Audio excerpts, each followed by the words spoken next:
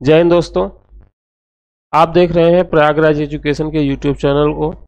मित्रों, आपके सामने टॉपिक दिख रहा है माध्यम और प्रविधियां।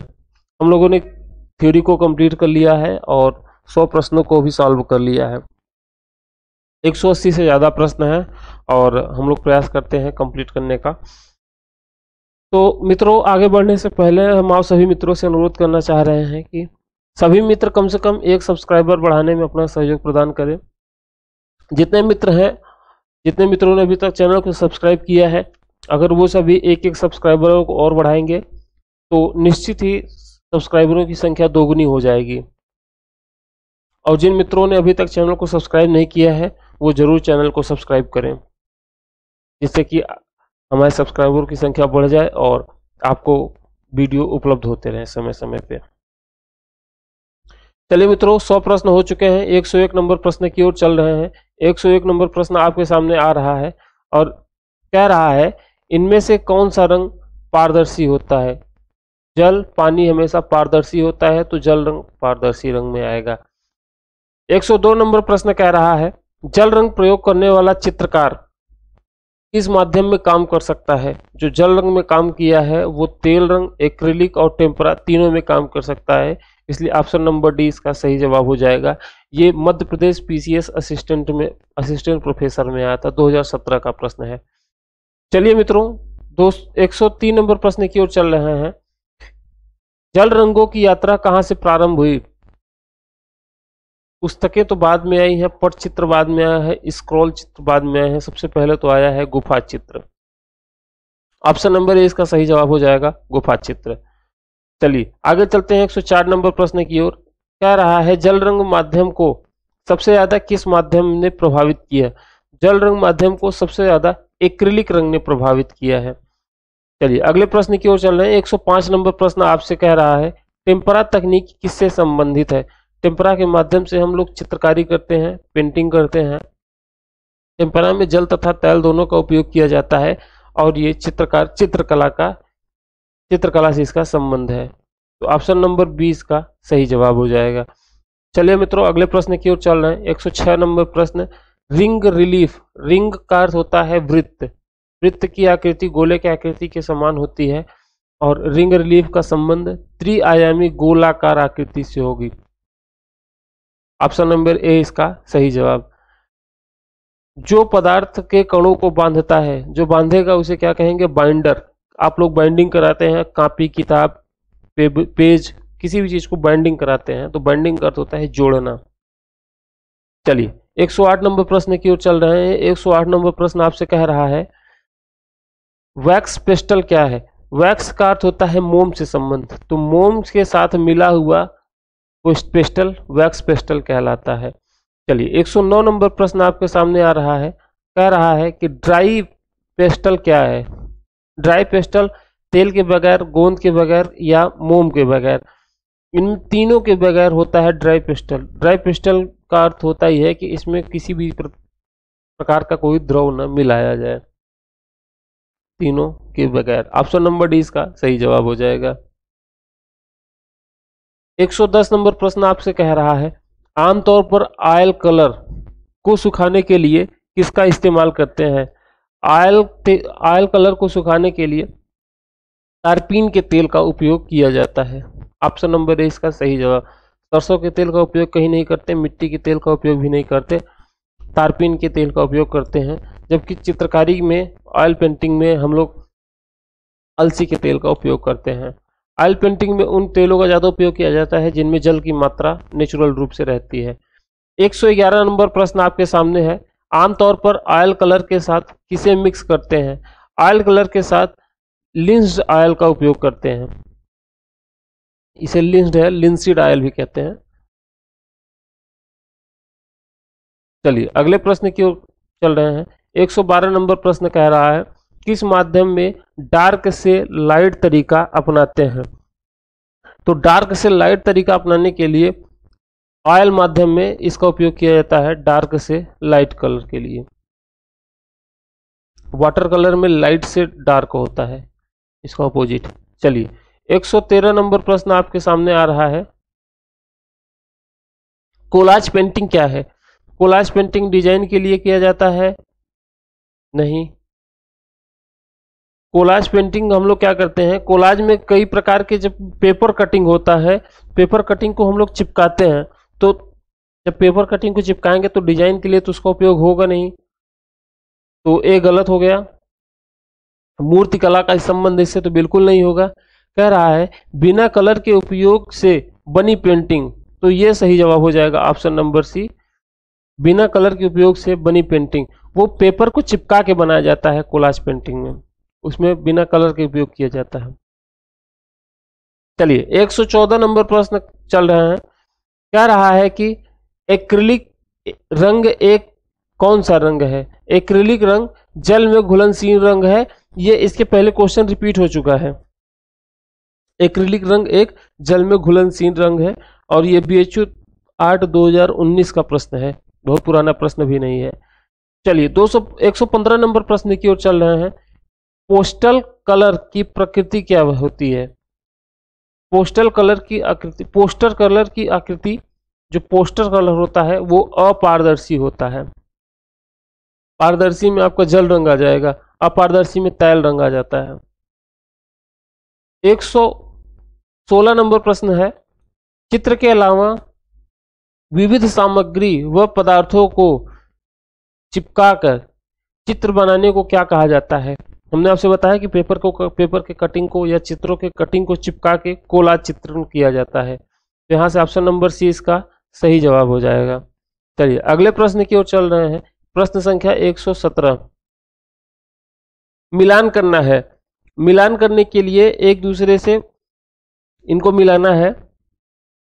चलिए ऑयल पेंटिंग, ऑयल का संबंध किससे है? फिक्सर से है। ऑयल का संबंध फिक्सर से है।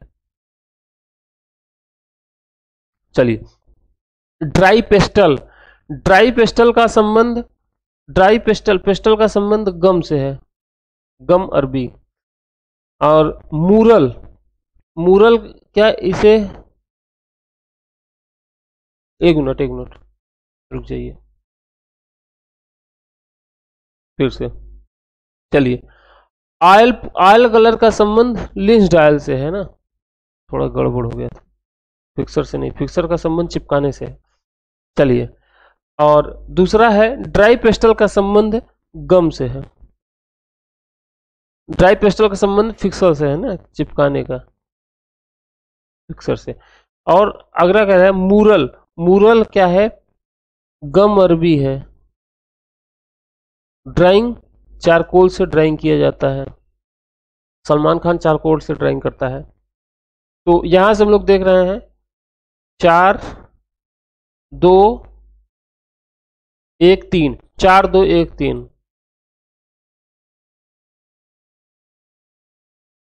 4 2 1 3, 4 2 1 3।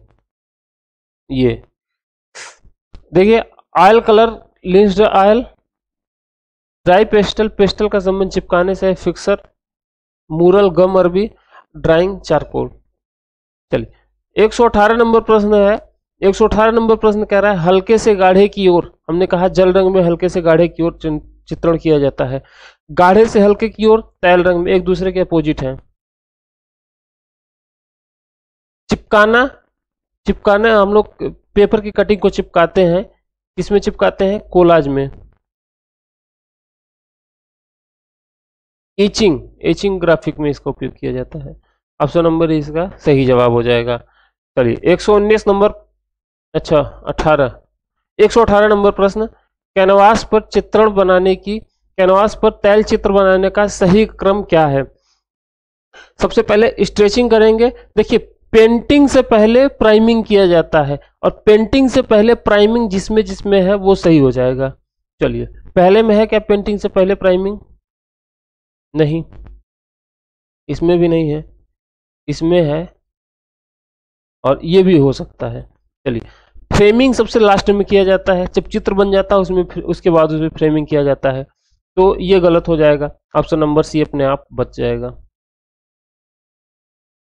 मलार कलाकार इनमें से किस माध्यम में काम करने के लिए प्रख्यात है? मलार कलाकार को धातु संरचना में इसका उनका मतलब कि वो प्रसिद्ध है धातु संरचना के लिए, संकुचन के लिए। धातु संकुचन होगा ये।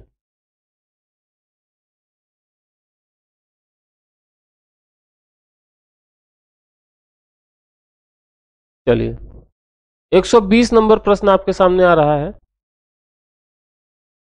नवीनतम अनुसंधानों के अनुसार सबसे पहले चित्र निर्माण में तैल के प्रयोग कहाँ प्रमाणित हैं? सबसे पहले मतलब कि तैल का प्रयोग ये बमियान की गुफाओं में है। बामियान की गुफाएं अफगानिस्तान में है और ये हिंदू तथा बौद्ध धर्म से संबंधित है। 121 नंबर प्रश्न, ढलाई के लिए धातु के परिष्करण के लिए निम्नलिखित में से किसका उपयोग किया जाता है? बोरेक्स का उपयोग किया जाता है।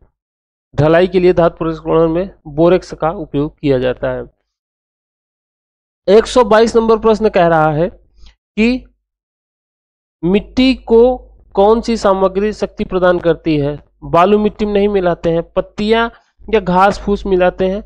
इनको जब घास फूस मिलाते हैं उसको हस्क कहते हैं, बूसी कहते हैं, बूसी हस्क होता है। पत्तियों को भी कम ही मिलाते हैं।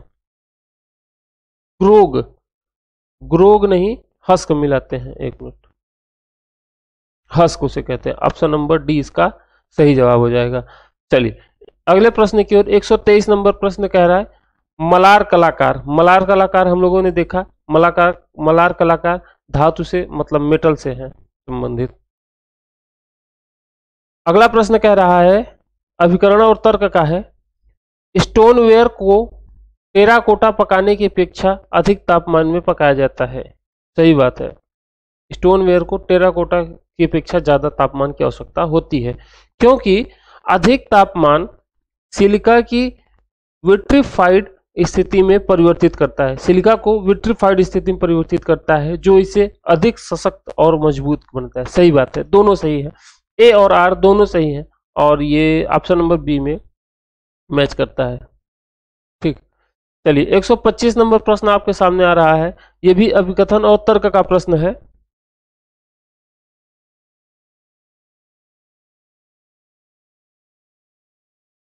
अभिकथन और तर्क का प्रश्न है और ये कह रहा है कि राकू कोर्स ग्रेड क्ले से बनता है। राकू कोर्स ग्रेड क्ले से बनता है और जिसमें अधिक ग्रोग और बालू के कण होते हैं। सही बात है, राकू कोर्स जो है वो ग्रैंड क्ले से बनता है, क्योंकि यह वांछित सतह पूर्णता और शक्ति देता है। सही बात है, तो आर भी सही है इसका। ठीक, ए और आर दोनों सही है, ये नहीं, ये दोनों नहीं होंगे। ये ऑप्शन नंबर सी इसका सही जवाब है।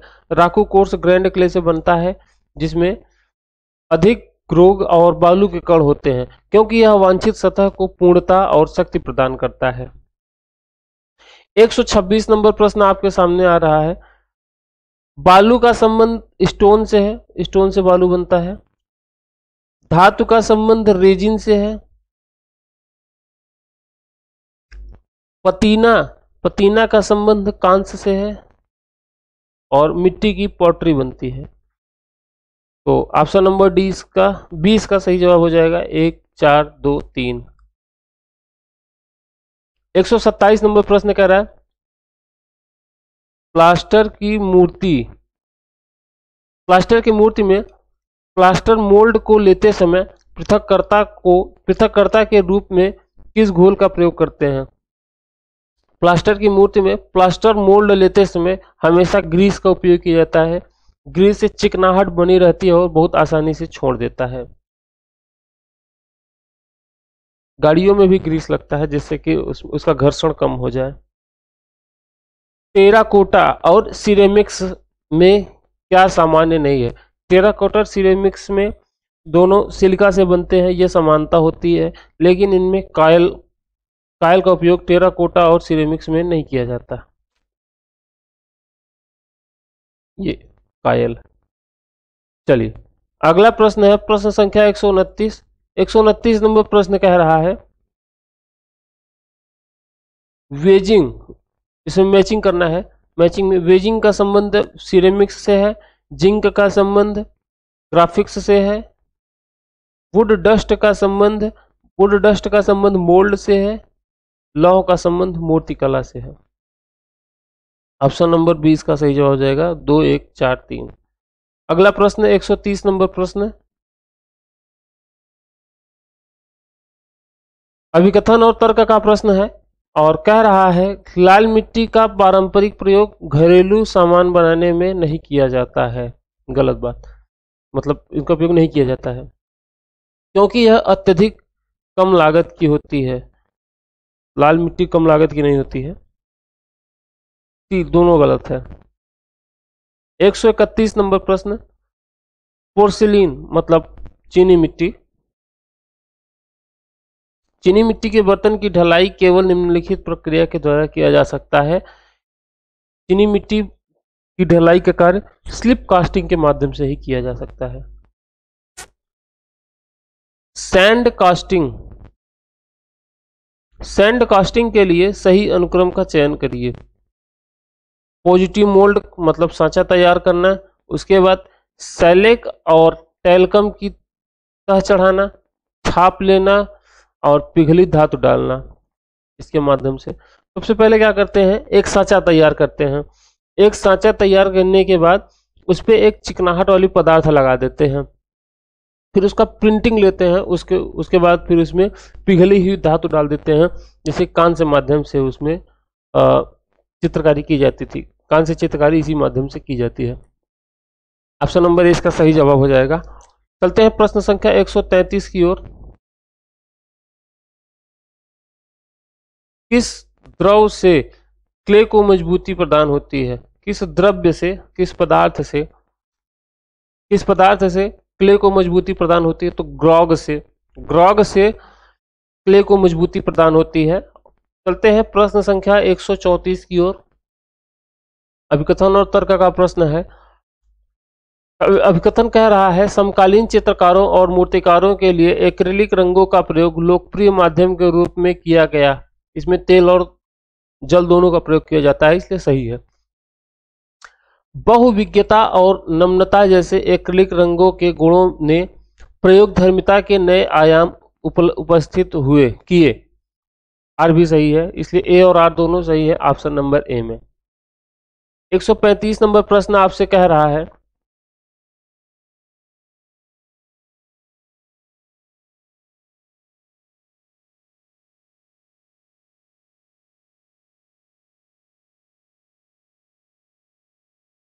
जीव समस्या।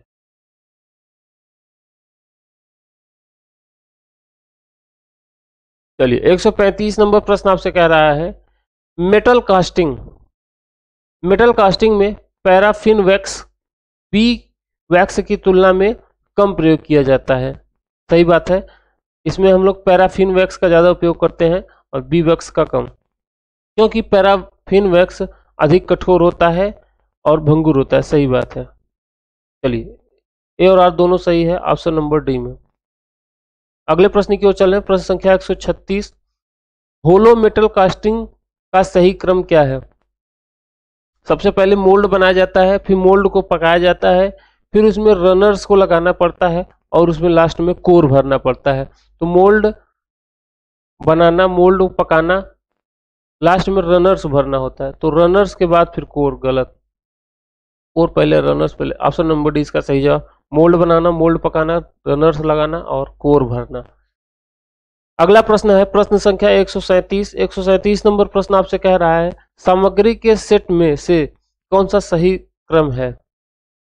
कौन सा सही है सामग्री के? क्ले, गोग, ब्रिक डस्ट और फायरवुड, ये इसका सही सेट है। यूजीसी में आया था, 2010 का प्रश्न है। ईंट पकाने के काम में आता है। पहले मिट्टी बनाते हैं, फिर गोग, फिर ब्रिक डस्ट मिलाते हैं उसमें, फिर उसको फायरवुड में रख के पकाते हैं। 138 नंबर प्रश्न कह रहा है स्थापना कला या स्थापत्य कला से आप क्या समझते हैं? स्थापत्य कला आप लोग क्या छापा खाना से उसका संबंध है? रंगमंच से भी संबंध नहीं। स्थापत्य का मतलब घर बनाना होता है, बिल्डिंग बनानी, मस्जिद, मंदिर या जो इत्यादि चीजें। ये भी गलत। सी द्विआयामी नहीं होता है, ए मतलब त्रिआयामी होता है। मकान भवन त्रिआयामी होते हैं ना। तो मित्रों 138 प्रश्न हो चुके हैं और बाकी के प्रश्न